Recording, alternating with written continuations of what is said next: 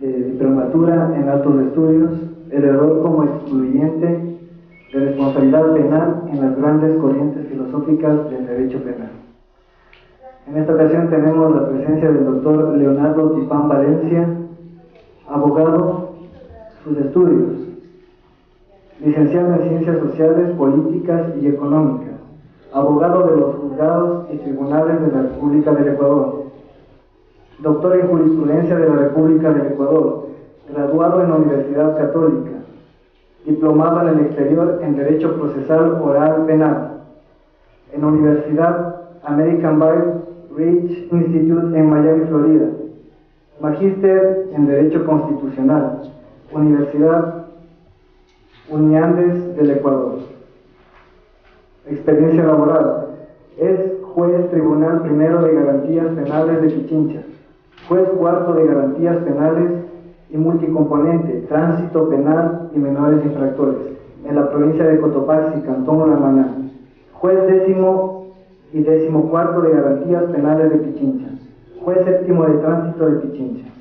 Obras a publicarse: el debido proceso constitucional con el derecho comparado en el Código, y procedimiento iura nobis curia en aplicación al Código. Publicaciones que se las dan al público en general el mes de noviembre del 2014 en la Casa de la Cultura Ecuatoriana. El tema que vamos a ver hoy es la tipicidad en la incorporación de los nuevos delitos del Código. Con ustedes les dejo al doctor Leonardo Tipán Valencia. Bien, buenas noches con cada uno de ustedes. Es un privilegio poder contar justamente con la invitación que ha tenido la Asociación de la Fiscalía General del Estado. En esta tarde es importante justamente topar algunos tópicos con respecto al COIP. Es necesario la aplicación en estos debidos momentos en virtud de que realmente no se ha difundido, tengo muchos conocimientos a nivel de Fiscalía y a nivel de la función judicial, pero esto va a ayudar de mucho en algunas situaciones, en resumen, que realmente ayudará en la parte práctica, en virtud de que realmente es muchos los temas en topar la tipicidad, pero daremos los resúmenes más fundamentales en esta tarde. Tenemos 45 minutos en el cual realmente podremos ir analizando. Primero haremos una reseña histórica con respecto a lo que se ha ido dando. Podemos ponerle ya las láminas. Cómo se ha ido constituyendo justamente las modificaciones del Código Penal, como de igual forma en la Constitución, porque en esta situación es importante avalizar la Constitución y también lo que es el Código Orgánico Penal, sus antecedentes y todo lo que podemos analizar.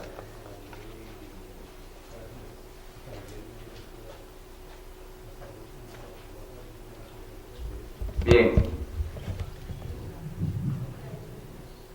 los antecedentes constitucionales. La Constitución del 2008 impone la obligación inaplazables y urgentes como la revisión del sistema jurídico para cumplir con el imperativo de justicia y certidumbre. Es decir, y dentro del 2008, en Montecristi, se hicieron algunas reformas a la Constitución en virtud de que existían justamente muchos vacíos o antinomias constitucionales de las anteriores constituciones. Es decir, que realmente no habían los derechos y garantías que se rigen en la Constitución del 2008. Por ello, realmente las constituciones que venían anterior existían justamente algunas lagunas que no regían lo que son derechos, garantías, vulneraciones para toda la situación que realmente rige. Por eso es la incertidumbre o la imperativo de la justicia, porque antes, ustedes recordarán con el Código Penal anterior, era casi, hace dos códigos anteriores, era imperativo. Es decir, existía el auto cabeza de proceso, quienes obviamente manejan la parte penal, había el auto cabeza de proceso, que el auto de cabeza de proceso iba directamente hacia el sistema acusatorio. Con la Constitución anterior, justamente había, antes del 2008, había la misma situación de que no se aplicaban los principios fundamentales de proporcionalidad, de equidad, de igualdad y ponderación. ¿Cuál aparecen los principios que los he mencionado? Son a partir de la Constitución del 2008. Por ello, realmente vamos a ir haciendo un análisis de las comparaciones justamente de las constituciones que ha habido en algunos países y que realmente también tenemos algún compañero jurista también de Colombia, que son algunas comparaciones casi similares con la Constitución del Ecuador. Analicemos la heterogeneidad de los componentes del sistema penal ecuatoriano, incluida la coexistencia de varios cuerpos legales difíciles de acoplar en la práctica, ha generado una percepción de impunidad y desconfianza. Para configurar un verdadero cuerpo legal integral, se ha considerado los siguientes aspectos. Sigamos.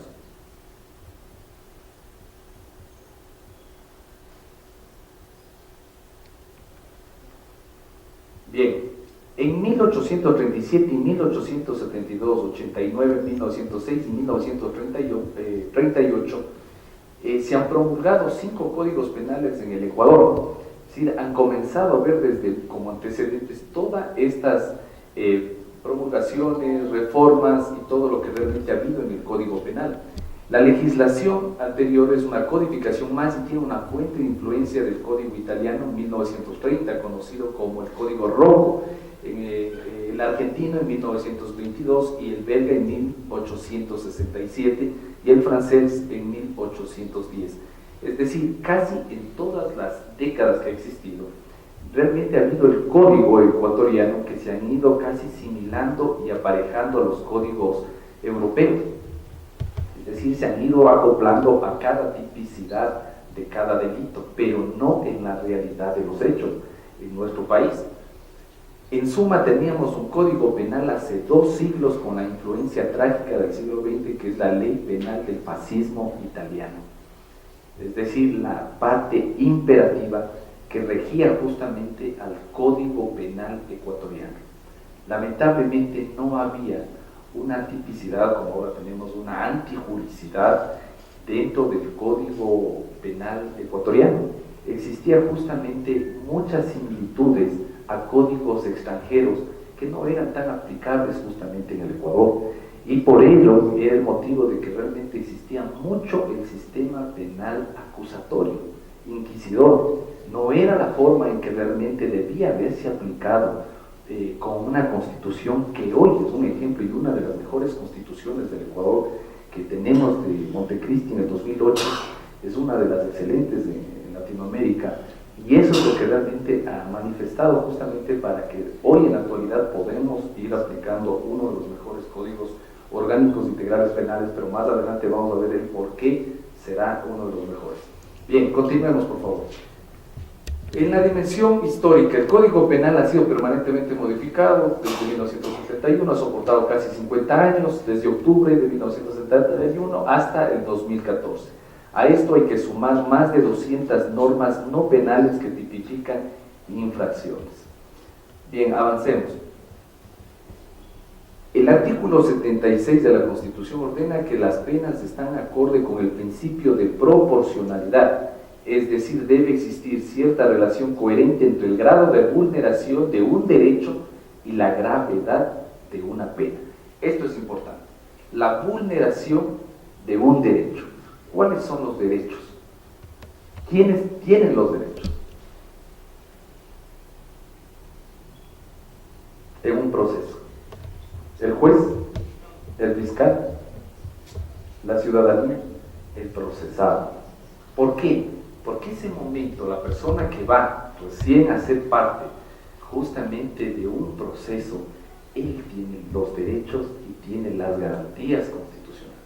Ahí es donde comienza a regir la situación de la vulneración de un derecho. ¿Por qué? Porque ese momento una persona va detenida y dice, perfecto, usted va detenido por el delito de robo calificado. Perfecto, pero mientras no se sustente la calificación de flagrancia, no se sustente justamente los elementos de ese momento constitutivos, todavía esa persona va a seguir siendo, ¿qué cosa? Inocente, ¿no? Y mientras tanto no podemos vulnerar los derechos constitucionales. Y la gravedad de la pena, de acorde a lo que realmente se establece en el código en el cual vaya a sustentar el representante de la Fiscalía. Además, la Constitución, en el artículo 78, incorpora la figura de la reparación integral. Ahora, un problema de fondo fue aquí, de forma, perdón, 78 es del Código Integral Penal, donde hoy ya se aplica la figura de la reparación integral. En el Código Penal anterior, ustedes recuerdan que era el acuerdo reparatorio. Hoy se cambia la figura como la parte de la figura de reparación integral. Esa es la gran diferencia que realmente ahora se comienza a aplicar. Es como se dice, un juego de palabras, pero con diferentes justamente tapices jurídicos. Para ello se integran algunas instituciones con el fin de evitar la severidad del derecho penal y procurar que las soluciones sean más eficaces. Más adelante vamos a ver con respecto a la situación de la reparación integral y el procedimiento directo también a cada una de las penas. Continuemos. El artículo 18 del COIP, infracción penal, es la conducta típica, antijurídica y culpable, cuya sanción se encuentra prevista en el Código. No sé quiénes de ustedes trajeron su código, el COIP, y podamos ir justamente analizando todo lo que menciona el artículo 18. Ya está la parte de la antipicidad, todo lo que menciona igual la publicidad, y esto no existía en el Código Penal anterior. Es decir, no se aplicaba, solamente era la parte de jurisprudencia o alguna situación de concordancia con el Código de Procedimiento Penal. Hoy, ya con el Código Integral Penal, tenemos incorporado directamente todo lo que menciona en el artículo 18. No sé si alguien me puede dar lectura de pronto, si alguien está también con el COIP. Se encuentra prevista en este código. Ajá. Entonces, ya tenemos qué cosa aquí. La parte de la conducta típica, antijurídica y culpable, en el cual realmente más adelante vamos a ver en los artículos 25, 26, 27 y 28.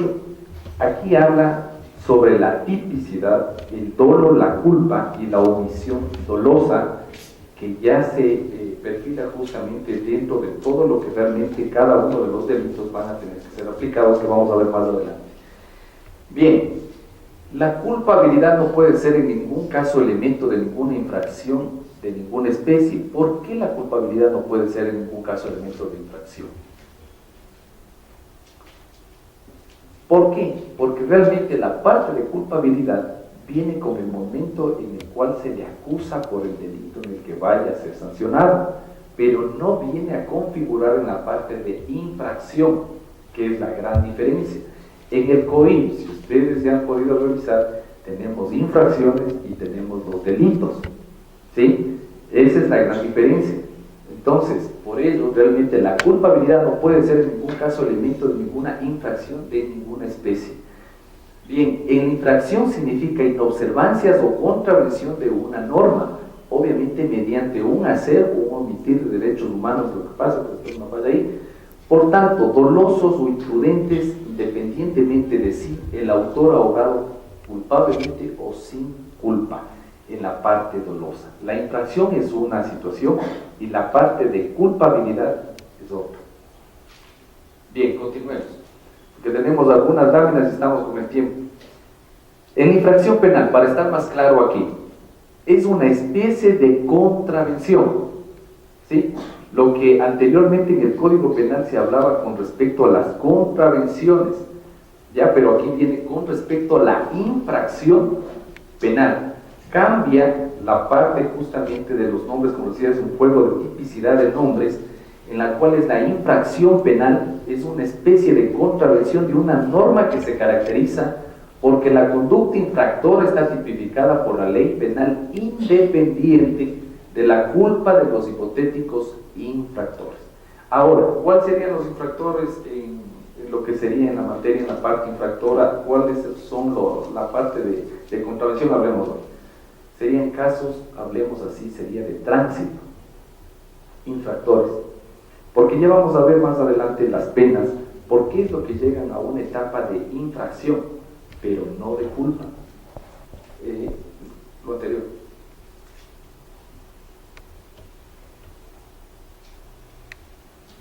es una especie de contradicción. No. Bien, así lo asume también el COI, pues desdiciendo y contradiciendo. Ahora, correctamente, la inicial definición del artículo 18 en el artículo 36 parte de la base de que el sujeto que padece de un trastorno mental que le impide comprender la ilicitud de su conducta o determinarse de conformidad a esta comprensión no es culpable. Artículo 34, no sé si me ayuda por favor, doctor que estaba aquí ayudando con la lectura. Artículo 34 del Código. Culpabilidad.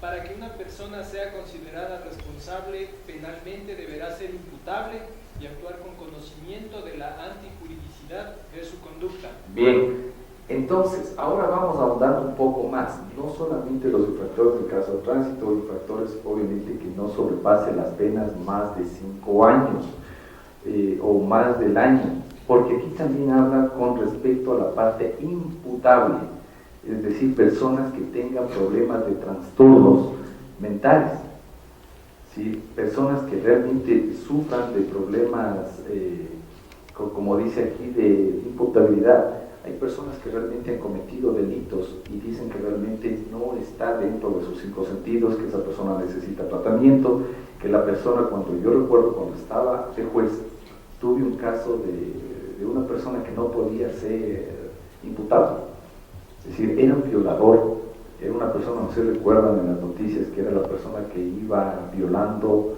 a menores afuera de los colegios por el Machángara. Entonces era una de las personas que solamente se acostumbraba a violar a niñas, es decir, veía la parte, pero confabulaba que él era justamente también un niño, y era una persona ya de 38 años, pero él era una persona que tenía la mentalidad de un niño de 6 o 7 años, según los informes. Entonces, esta persona realmente no podía ser justamente acusada por el tipo de trastornos mentales. Entonces, en este caso, justamente sería ya esta persona como un infractor penal, ¿no? Sí, sería ya la persona infractora y podría tranquilamente salir en libertad y con una sentencia absuelta. Bien, continuemos.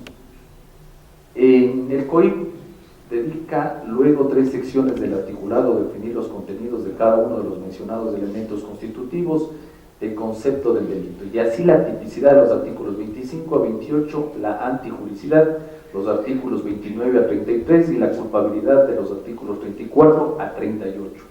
Generalmente basta la realización de una conducta típica, antijurídica y culpable para fundamentar la responsabilidad penal del autor e imponerle la pena establecida en la ley.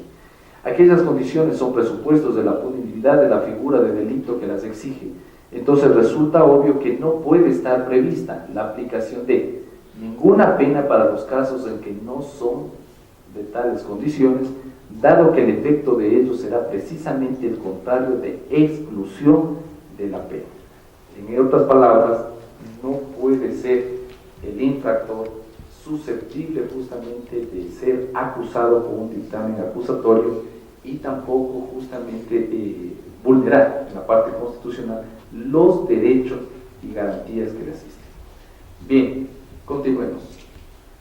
Artículo 76 de la Constitución de la República sobre el principio de proporcionalidad señala que debe existir cierta relación coherente entre el grado de vulneración de un derecho y la gravedad de la pena, lo que acabamos de indicar hace un momento. Es decir, la parte del principio de proporcionalidad, el fiscal, el juez, el operador de justicia, debe aprender a tener el principio de proporcionalidad o ponderación que se habla en la parte jurídica. La ponderación es importante aplicar porque realmente vemos lo que es un derecho, una garantía y cuáles son justamente la parte de la antipicidad y la juridicidad. Por eso manifiesta, al respecto vale la pena recordar que la Corte Constitucional en varias resoluciones de carácter vinculante ha interpretado cómo se aplica el principio de proporcionalidad, esto es entre el mínimo y el máximo de la pena señalada por la ley, en este caso conforme las penas establecidas en el Código Integral Penal. Sí, hay que también, operadores de justicia, quienes hemos administrado, aprender justamente a aplicar los principios de proporcionalidad. Continuemos, por favor. La reparación integral, lo que realmente entramos un poco más en materia. El artículo 78 de la Constitución de la República del Ecuador y también en el COI, la misma abarca dos campos, el material y el inmaterial. El material consiste en los daños y perjuicios, que tiene dos parámetros. Primero, ahí sería el daño emergente y el lucro cesante. Y el inmaterial consiste en el daño moral, que tiene dos parámetros, que es el subjetivo y el objetivo. Debiendo señalar que el proyecto del Código Orgánico General de Procesos, que ya también viene en camino y en aprobación de la Asamblea, respecto al daño moral establece un límite que son 500 salarios mínimos vitales del trabajador en general, cuerpo de leyes que ya está sociabilizado. Sobre el tema de la reparación por daños y perjuicios y daño moral referente a los jueces y fiscales y defensores públicos, es decir, si no se aplica bien todo lo que realmente menciona la ley, el COI, también la ciudadanía o el supuesto agraviado, ofendido o perjudicado o procesado tiene todo el pleno derecho de poder justamente plantear una demanda de daños y perjuicios y daño moral a quienes, a los operadores de justicia. Y esto es lo que realmente, por eso, el llamado es de cada uno justamente quienes estamos al frente, porque no solamente son fiscales, jueces, sino abogados, en el cual debe aplicarse bien todo lo que realmente se menciona en el COI. Es decir, no podemos justamente a una persona que es imputable, como les decía en el caso de un estudio psicosomático, decir, sabe que esa persona violó porque quiso violar, pero si no existe un estudio psicosomático y le acusa el fiscal y el juez de sentencia, entonces, y esa persona se comprueba de que efectivamente es imputable para ser sentenciado o sancionado, tranquilamente puede aplicar ahora con el nuevo proyecto del Código Orgánico General de Procesos todo lo que es daños, perjuicios y daño moral. Como ustedes ven, establece un límite de 500 salarios mínimos vitales en general, la sanción en contra del fiscal o en contra del juez. Bien, avancemos. Más adelante, características del código. El libro preliminar con respecto a la infracción penal se propone mantener la definición vigente de dolo y eliminar el error de tipo y error de prohibición. Es decir, se mantiene la parte de dolo. En el COIP se mantiene el dolo, pero se elimina el tipo de error y de prohibición, de tipo y error de prohibición, para evitar la impunidad al realizar una mala aplicación de estas figuras del derecho penal moderno. La definición de culpa se afina acorde con la realidad a la administración de justicia en el área penal. También tenemos como característica en el COIP, se analiza los tiempos y se reestructura la prescripción de la pena para que responda a las necesidades de cumplimiento y a la vez también imponer penas de multas en todos los delitos conforme a la gravedad del bien jurídico protegido. Continuemos. La implementación del COIP, los delitos menores se juzgan en ¿cuántos días? 10 días. ¿Y por qué se juzgarán en 10 días con respecto al procedimiento directo? ¿En qué casos se juzgan en 10 días? En el artículo 640 se detallan las características que tiene el juicio directo. La primera es que se resuelve tras una sola audiencia. Otra particularidad es que solo ciertos casos pueden tramitarse por esta vía. Estos son las infracciones que se sancionan con máximo de 5 años de cárcel, lo que les indicaba al inicio, y los robos que no excedan los 30 salarios básicos unificados. Es decir, el momento en que se encuentren los delitos del código que están tipificados, que no sobrepasan los 5 años, son objeto directamente del procedimiento directo. Artículo 640. En la calificación de flagrancia, el fiscal y el juez tienen todos los derechos de poder justamente aplicar el procedimiento directo. ¿Por qué lo han hecho de esta manera, justamente esta forma y haberlo aplicado hoy en la actualidad? Porque como ustedes saben, quienes hemos estado en libre ejercicio, fiscales, jueces, normalmente por un delito que no sobrepasa los 5 años, obviamente la instrucción fiscal, ¿por cuánto le pone el fiscal? La instrucción fiscal, el delito flagrante, 30 días. Luego de los 30 días, obviamente, viene todo lo que es la etapa de juicio, ¿no? Y dictamen fiscal, el Código Interior igual. Entonces, va dilatándose más el tiempo. Es decir, casi no hay tampoco muchas garantías para que usted pueda demostrar que justamente su defendido o el fiscal pueda determinar qué elementos de convicción, de cargo y de descargo va a ser a favor justamente del procesado. En 30 días realmente casi van. Quienes hemos estado aplicando justamente el derecho en materia penal, realmente no se gana gran cantidad de tiempo para el defendido. Y esos son los motivos en que se siguen dilatando, las cárceles se siguen abarrotando de tantos detenidos y que realmente es un desgaste para todo lo que es la parte justamente del Estado económico, y por ello realmente con el COIP se aplica. He hecho un análisis también de estudios. El COIP también se aplica en todo lo que es en la parte, pero de otra manera, en los Estados Unidos.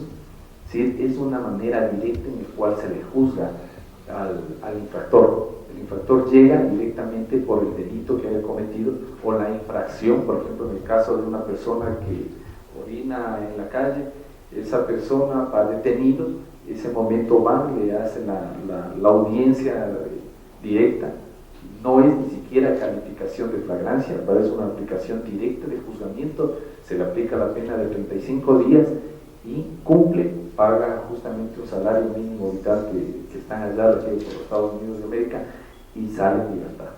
Aquí con el COIP es la parte de calificación de flagrancia de lo que está dentro de las 24 horas por la infracción que haya cometido, para posterior justamente aplicar nosotros el procedimiento directo, que para mi modo de pensar es muy ágil, muy oportuno. Fiscales, quienes estén aquí, jueces, es mucho más rápido.